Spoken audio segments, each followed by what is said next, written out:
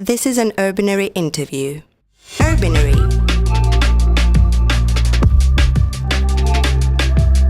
The podcast exploring how we understand and live urban spaces. So today we have here with us Professor Christian Schmid, who is a geographer, sociologist, and urban researcher. He's titular professor of sociology at the Department of Architecture at ETH Zürich, and a researcher at ETH Studio Basel, Contemporary City Institute. Professor Schmid, thank you very much for being here today to talk about political economy in the digital age. We're very happy to have you here. We would like to ask you to briefly introduce yourself to our listeners and tell us how you started working on the concept of planetary urbanization. So could you briefly explain this concept and how it reshapes our understanding of urban spaces? Well, I'm, as you introduced myself, I'm an urban researcher since I'm a student. We started as a group of geographers in Zurich and became urban activists and then also urban researchers. And I think the key element or the key moment or a first starting point for this concept of planetary urbanization was when I was engaged from ETH Studio Basel to be one of the five kind of founding members of that studio, which was a kind of a special studio of ETH Zurich in Basel. It was a kind of you could say a kind of a dépendance. And there, what we did was working on urban questions. Particularly, we started to do a portrait of urban Switzerland.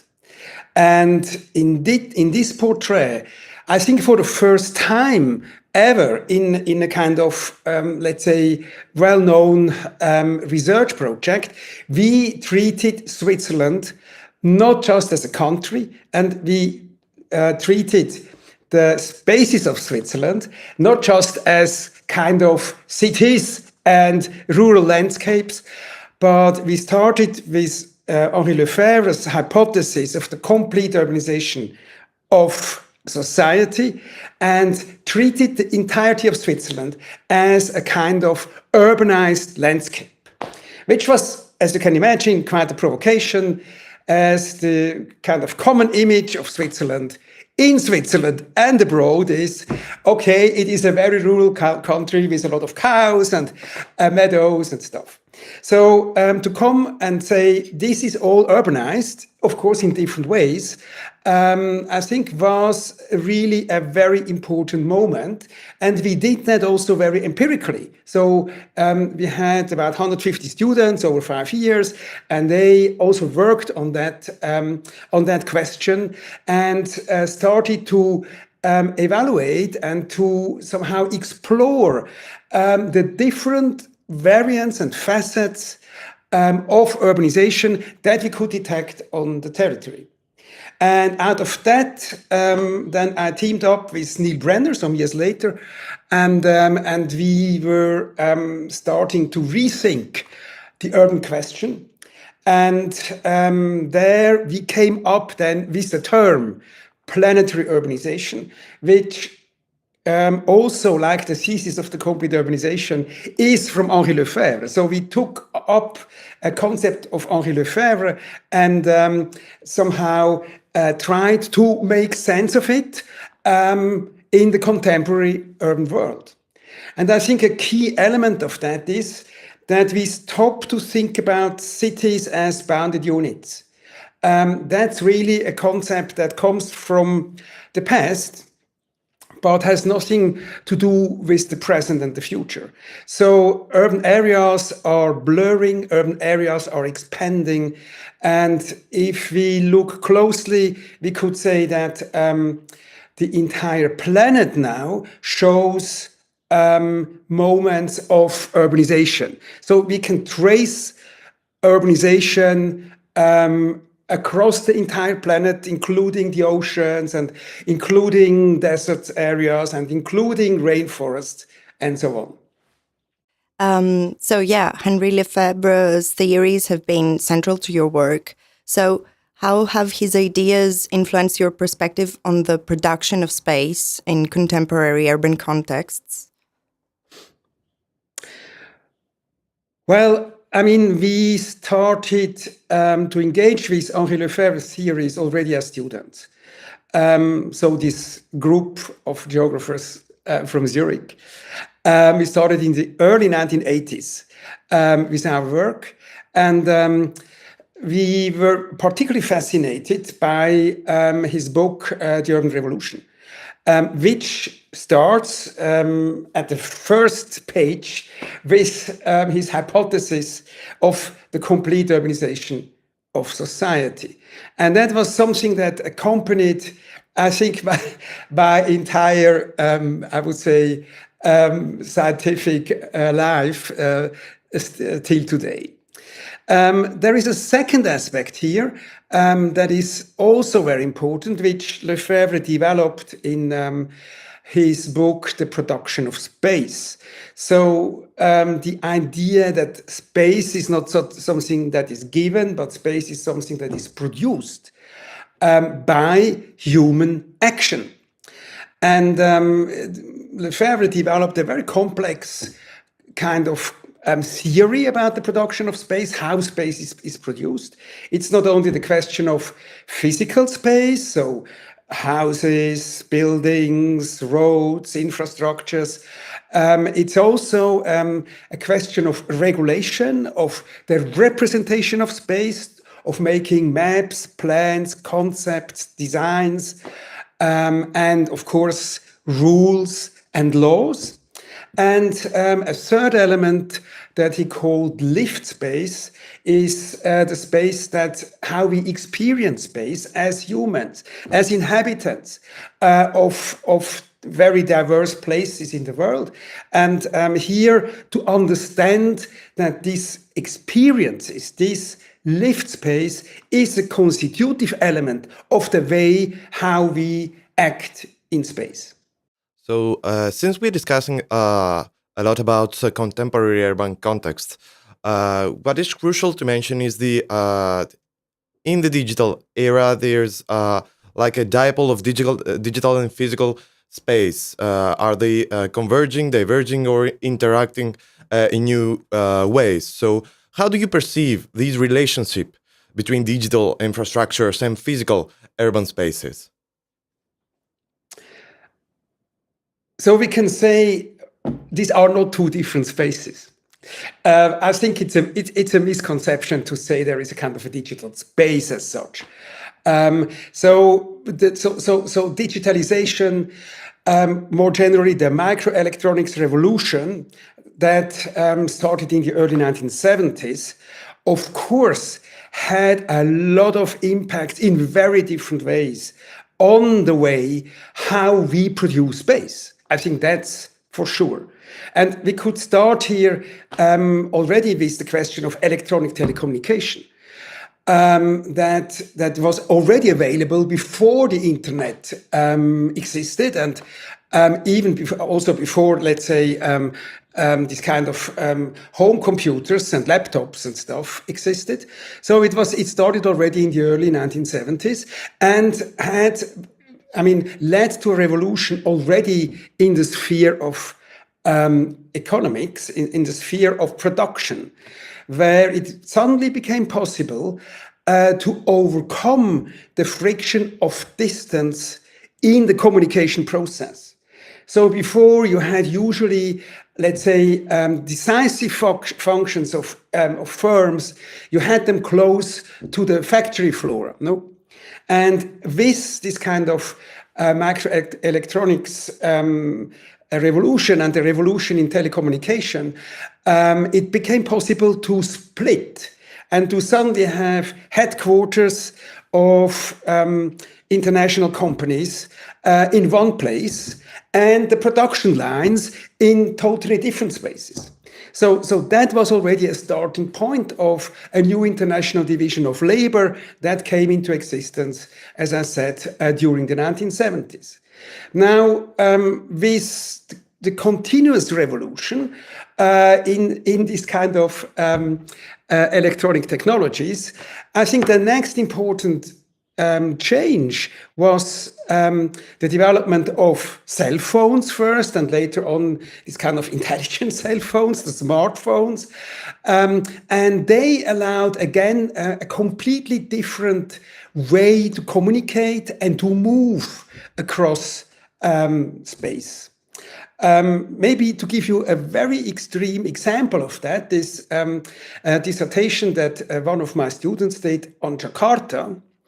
And so he analyzed a popular settlement along the river that was evicted and demolished.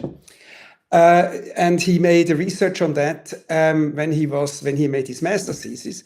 And then he returned when he made his PhD and had the idea to find out where are these people.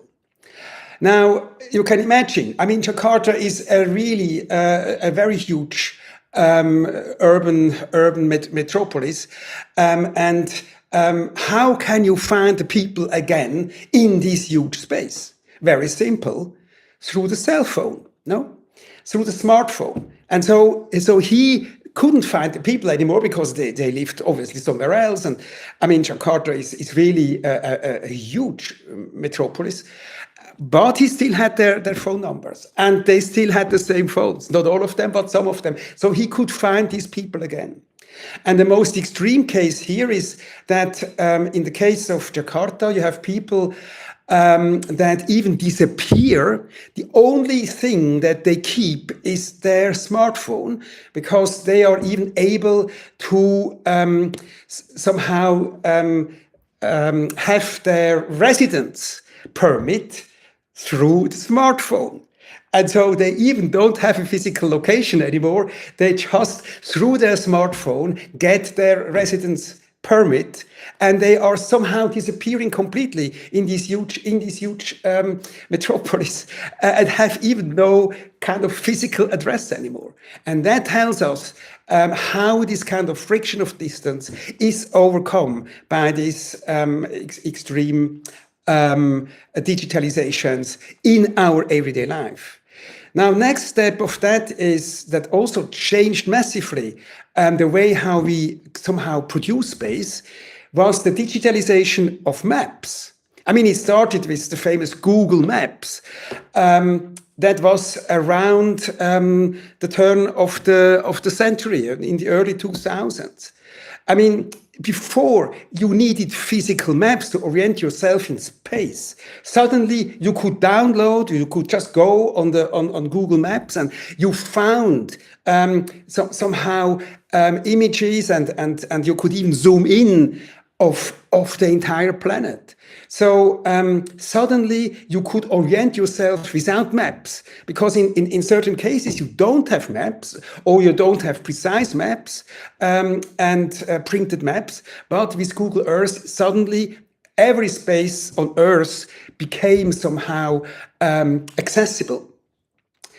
I mean, that even was a key moment in urban studies, because before it was very difficult to make urban studies, let's say in many cities in Africa and Asia and Latin America, because of the lack of maps and the lack of orientations. But with Google Earth, it became possible to do that.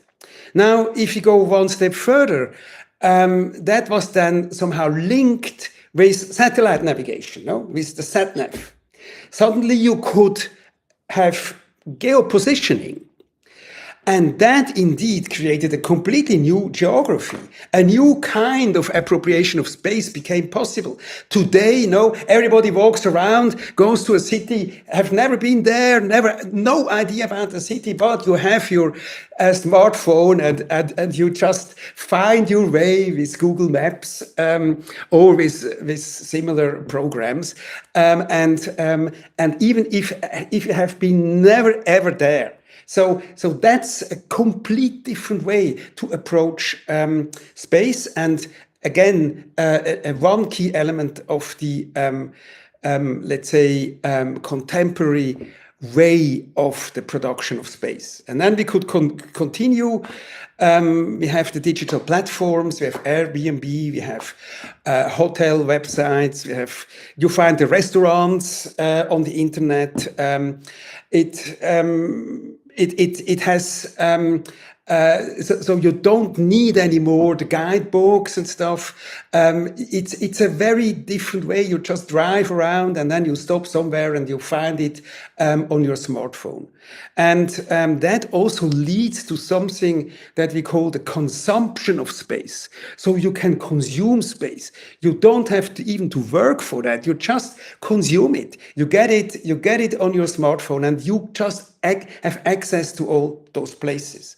And if you link that then also with electronic money, which is a key element, then suddenly you also get a kind of new services, this kind of, let's say, this new Uber platforms and similar things. And they work in this kind of combination. Now, if you combine that also with facial recognition, which is the system in China today.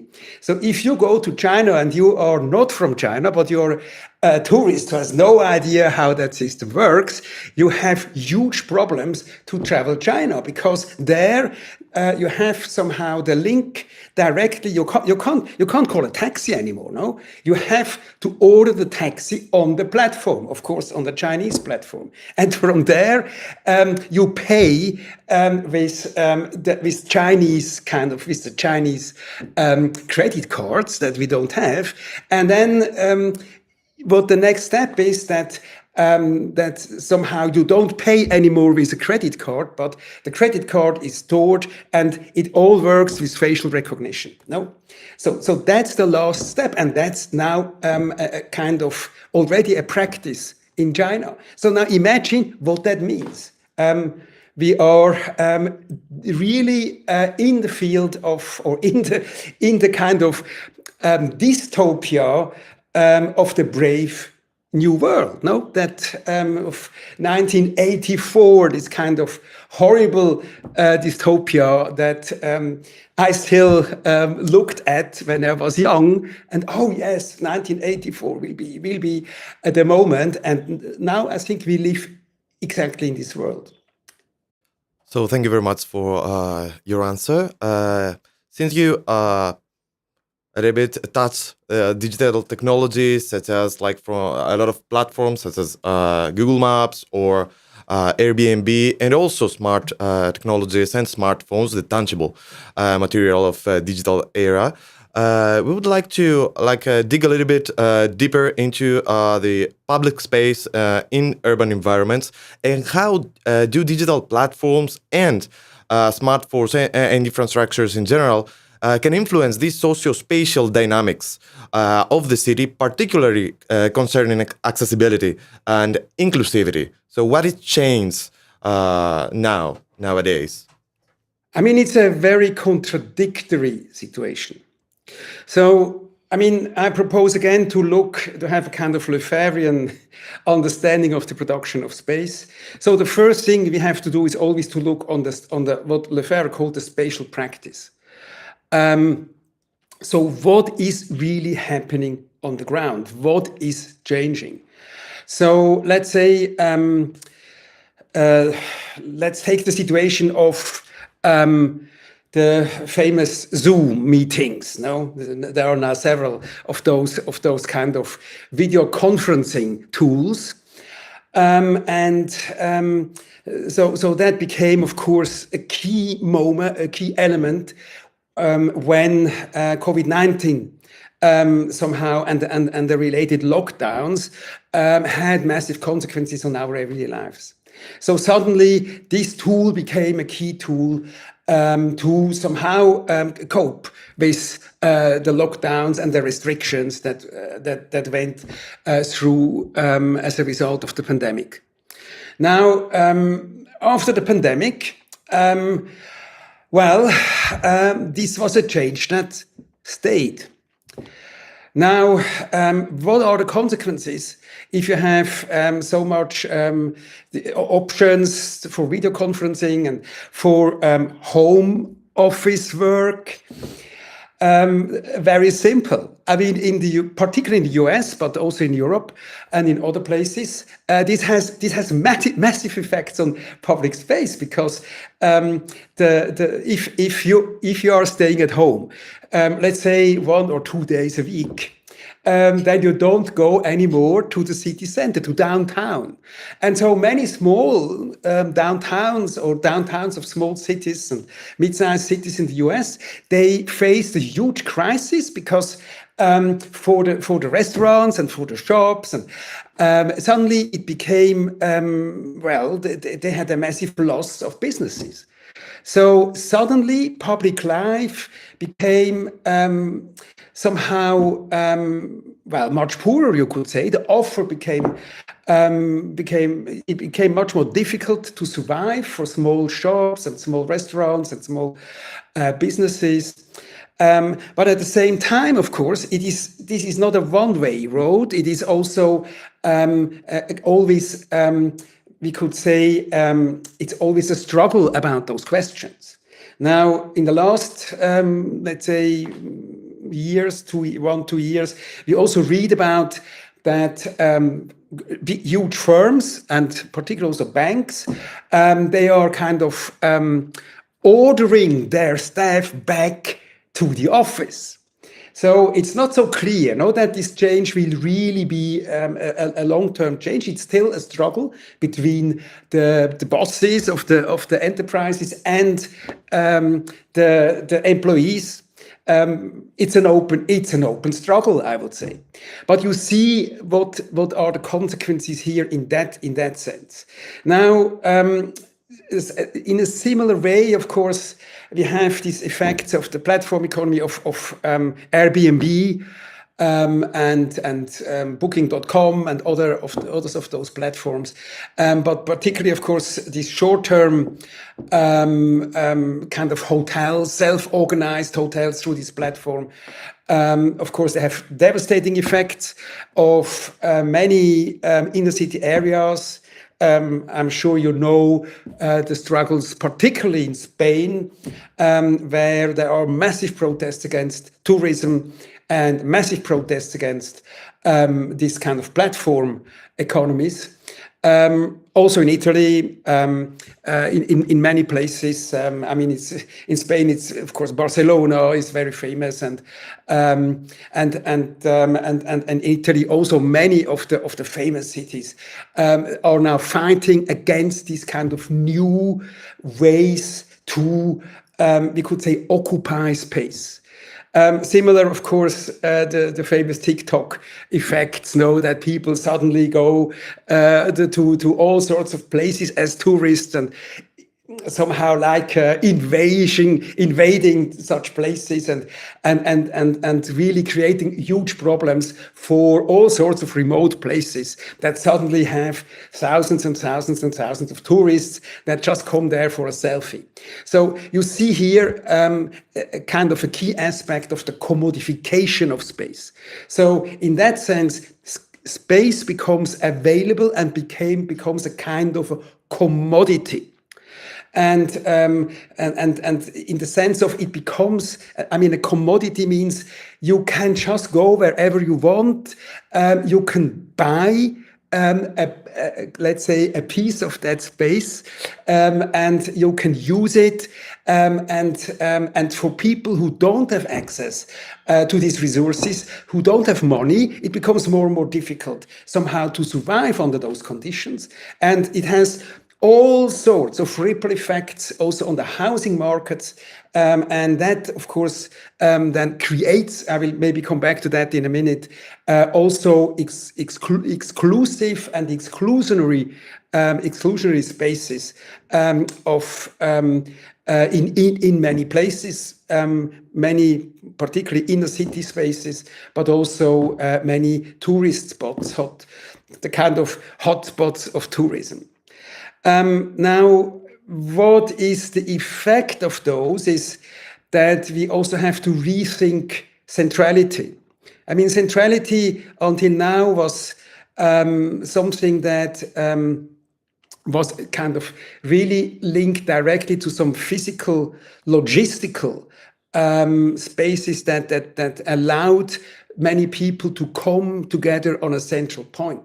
I mean, Lefebvre's famous concept of the right to the city was in fact meant as a concept of right to centrality, that everybody has access to centrality at a kind of a central spot in the city.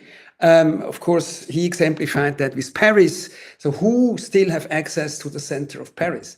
So that problem is now much more severe on the one hand, because these kind of, let's say, central spaces become really complete luxury spaces. If you look on inner city areas, I mean, Paris is completely, driven by embourgeoisement, becomes really a place for wealthy people. The same is true for London. Now I could continue. No, Zürich, of course, where I'm living, exactly the same processes. So that has a lot to do with this kind of changes in the kind of way how these spaces are produced. On the other side, it is also it becomes also more complicated because also peripheral spaces could become central under those conditions. So it gets a very complex pattern.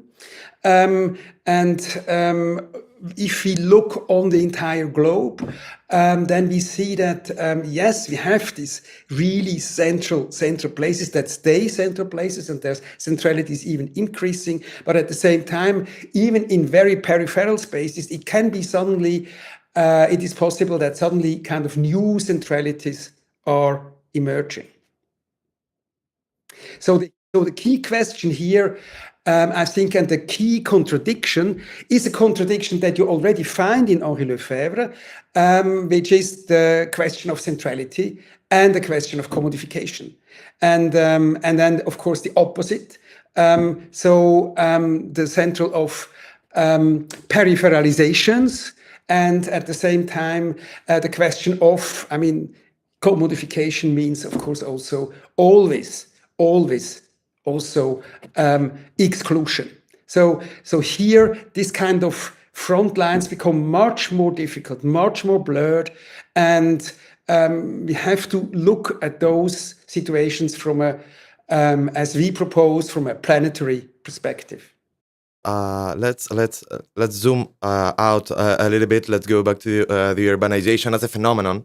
So one of the aspects of the urban revolution, according to Lefebvre, is like there is a shift from agrarian to industrial production, sparking a wave of urbanization.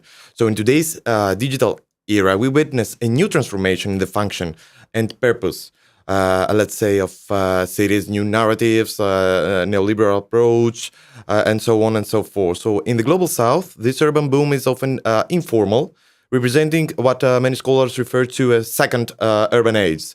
So in the digital age, can we claim that there is a new sort of urban revolution?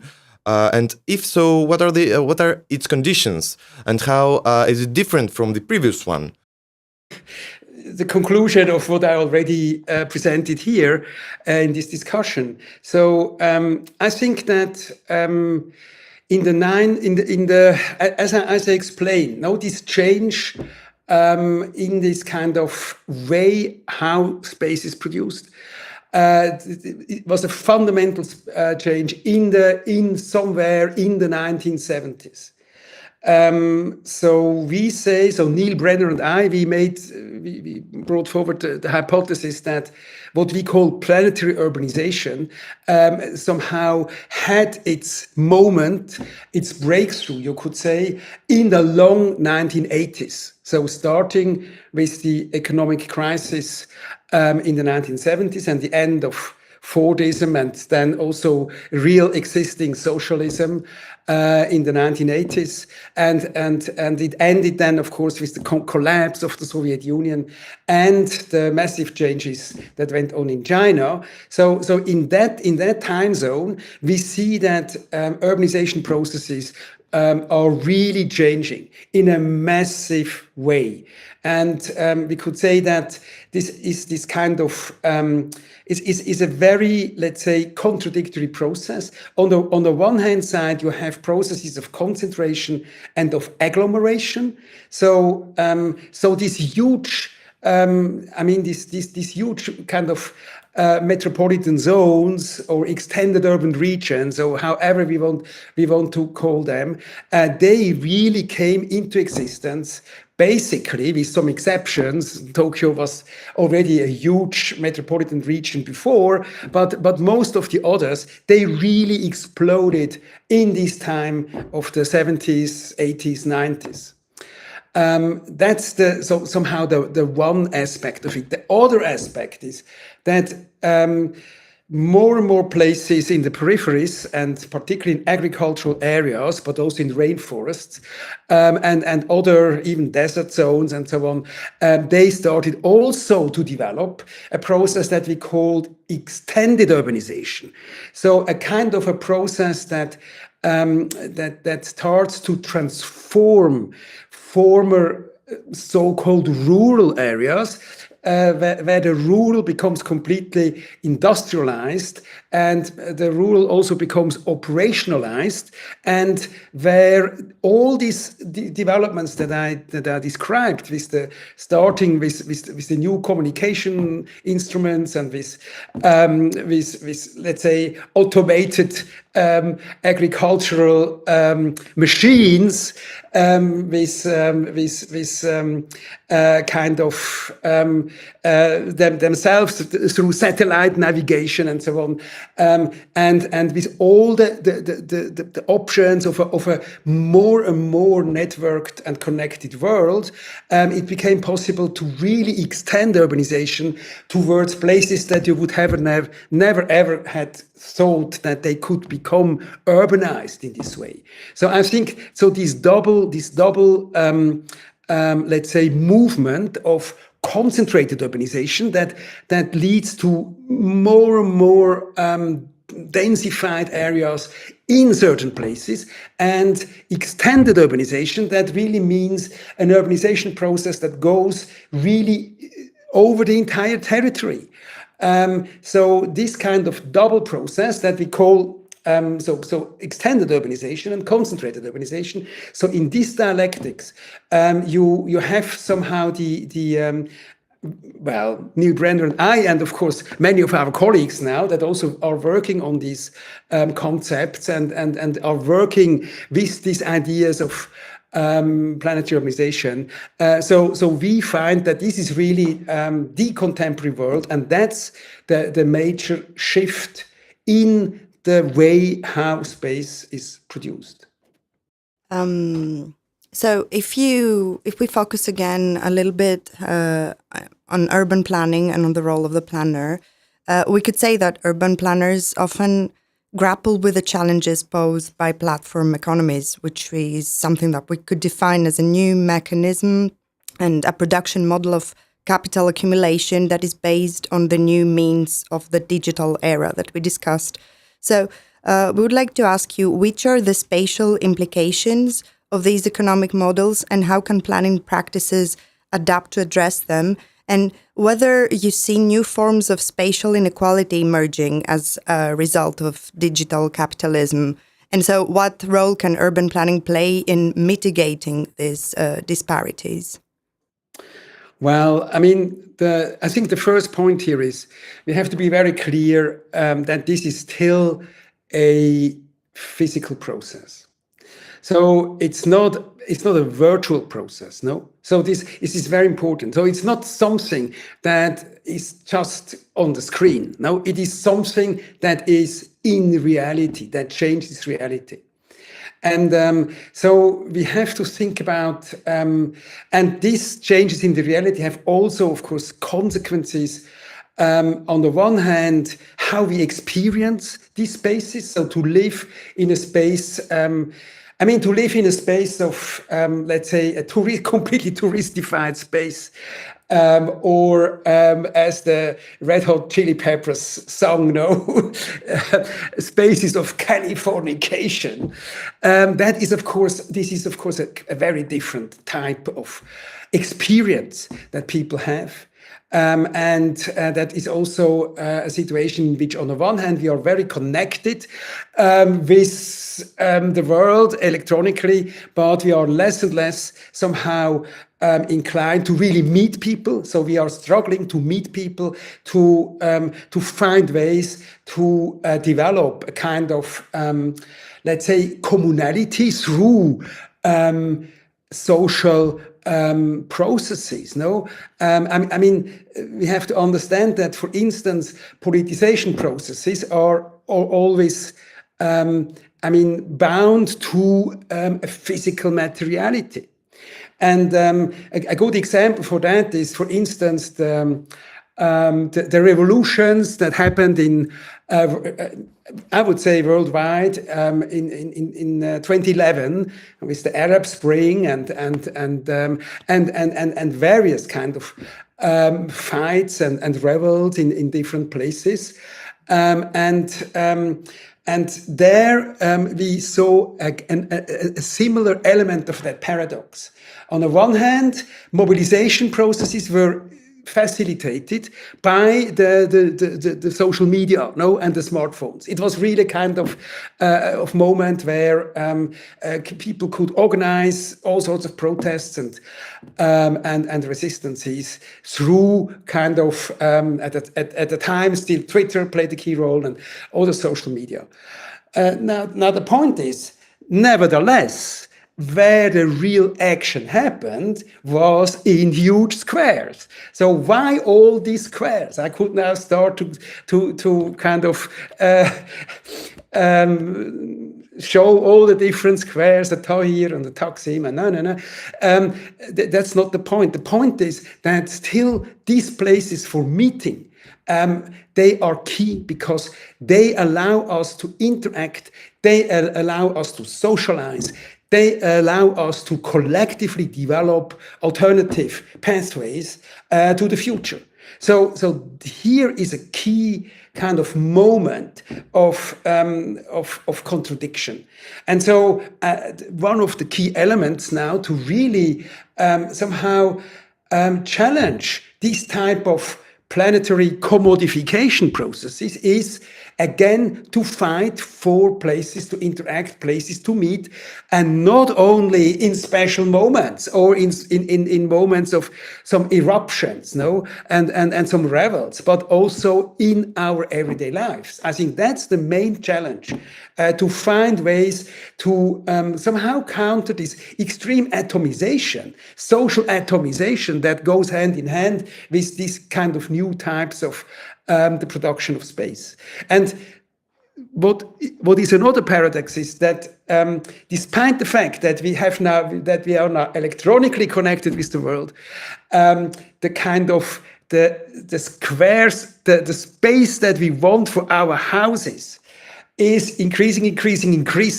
So that is a process of a massive housing construction. No, it's never ever in history was there such a massive production of new settlements all over the planet.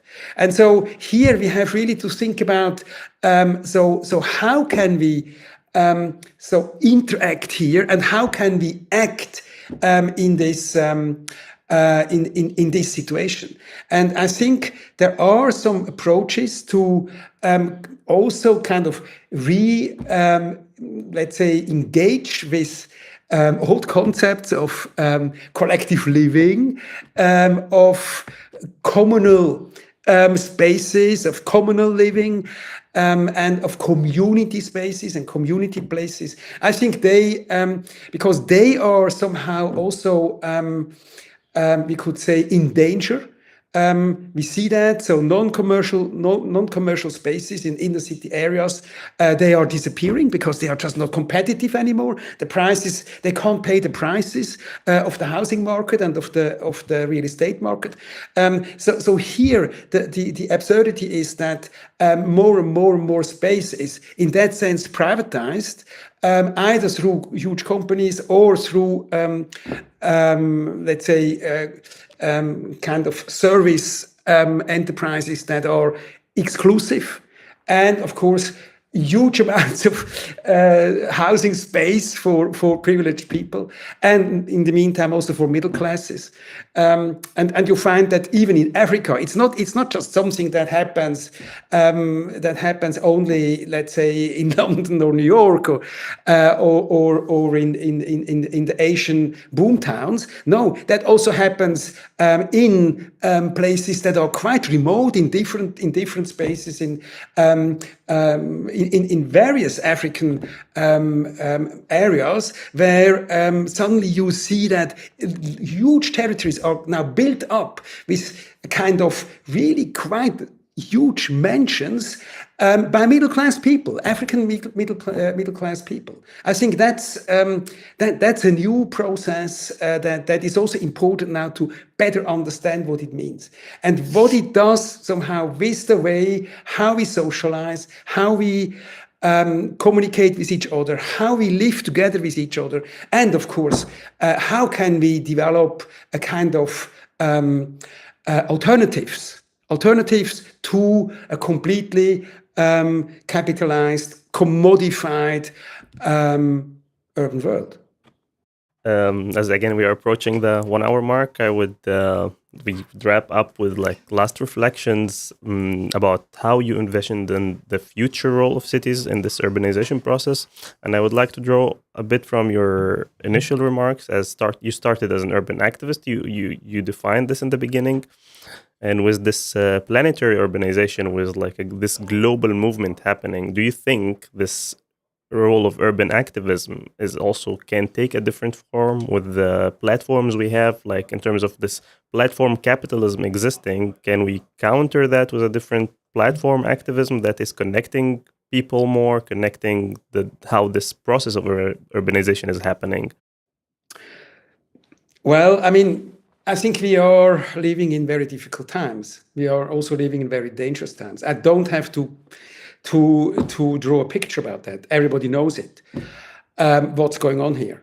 And what we see is, I mean, these totalitarian kind of tendencies, these fascist tendencies that we see all over the world. So how is it possible to develop alternatives? And I think urban spaces, collective urban spaces, are a key answer to that question. How can we develop kind of political perspectives? How can we develop a kind of hope? How can we develop practices of solidarity, which is a key moment here, Solidarity, not just a kind of all these different small groups that somehow try to become at the very end of the day also quite exclusionary. What we need is a massive wave of solidarity. I think that's the old question. How can we fight against capitalism? How can we have an answer to capitalism? Only with movements that don't put their particularity front and center, but that are able and willing to find alliances and to find ways of solidarity beyond the different let's say fragments that are dominating now. I mean, we could say these different social spatial fragments that are dominating our contemporary planetary world. I think that's the key point here. And it's a difficult task.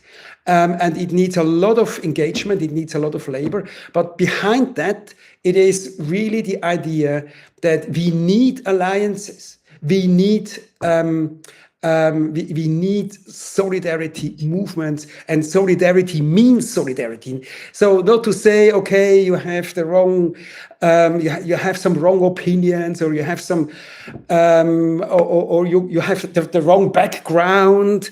I think, I mean, your family background or your social background, or I